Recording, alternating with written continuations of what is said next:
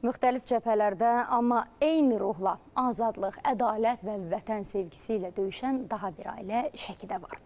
Ata və oğul Əhmədiyyə və Mikail Cəbrayılovlar. Genindən gələn qəhrəmanlıq nəsildən nəsilə ötürülüb. Elə növbət sujetimiz bu cümlənin sübutu olacaq. Azərbaycanda müxtəlif sahələrdə, müxtəlif peşələrdə adlarını Azərbaycanın tarixinə salan nəsillər az deyil. Biz sizə Şəkidən adlarını qəhrəmanlıq salnaməsinə qızıl hərflərlə yazan nəsildən, Cəbrayılov nəslindən danışacağıq.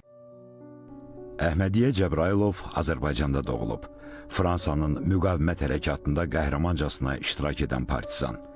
İkinci Dünya müharibəsi zamanı faşizmə qarşı vuruşaraq Avropada öz igidliyi ilə ad çıxaran Azərbaycanlı. Onun adı Fransa müqavimət hərəkatında əfsanəyə çevrilib. Ulu Öndər Heydər Əliyev də onun qəhrəmanlığını və şəxsiyyətini yüksək qiymətləndirib. Mən 1995-ci ildə Ulu Öndərlə görüşdüm. O məni çağırdı, çox danışdı rəhmətli haqqında. Çox gözəl sözlər dedi və dedi ki, nə çətinliyiniz var ailədə? Dedim, heç bir çətinliyim yoxdur. Dedi, ola bilməz, nəsə bir olmalıdır. Dedim, valla heykəl qoyamıram atama. Oğlunun heykəli var, özünün heykəli yoxdur. Dedi, o mənlikdir. Amma bir dənə də söz dedi ki, bu kişini yaşadasan, mən sana tapşırıram. Əhmədiyyə Cəbrayilovun fəaliyyəti həm də insanlıq, vicdan və əqidə uğrunda mübarizənin simvoluna çevrilib. Bu mübarizəni oğlu Mikail Cəbrayilov da şərəflə davam etdirib. Mikail Qarabağ uğrunda gedən döyüşlərdə iştirak edib. Azadlıq və ədalət uğrunda savaşda şəhid olub. Babam Fransada olan zaman 90-cı il dekabr ayıdır.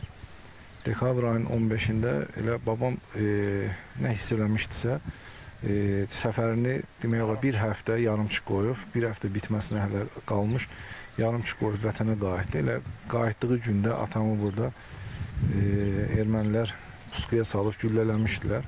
Xatirələrimdə yadımdadır ki, babam öz mətanəti ilə, öz cəsarətini qorudu. Hətta bu qəbirstanlıqda, gördüyünüz qəbirstanlıqda dəfn günü babam qayıtdı ki, mən oğlumun qanını vətənim, millətim üçün, analarımız, bacılarımız üçün halal edirəm.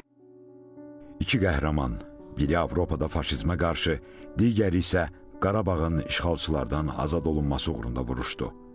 Əhmədiyyə və Mikail Cəbrayilovların həyatı bizə göstərir ki, qəhrəmanlıq genetik yaddaşdı. Bundan sonra da davam edəcək. Onların adı isə yalnız tarix kitablarında deyil, xalqın qəlbində yaşayır və yaşayacaq. Əli Səmədov, İbrahim Mustafayev, Elnur Orucov, ASTV Xəbər.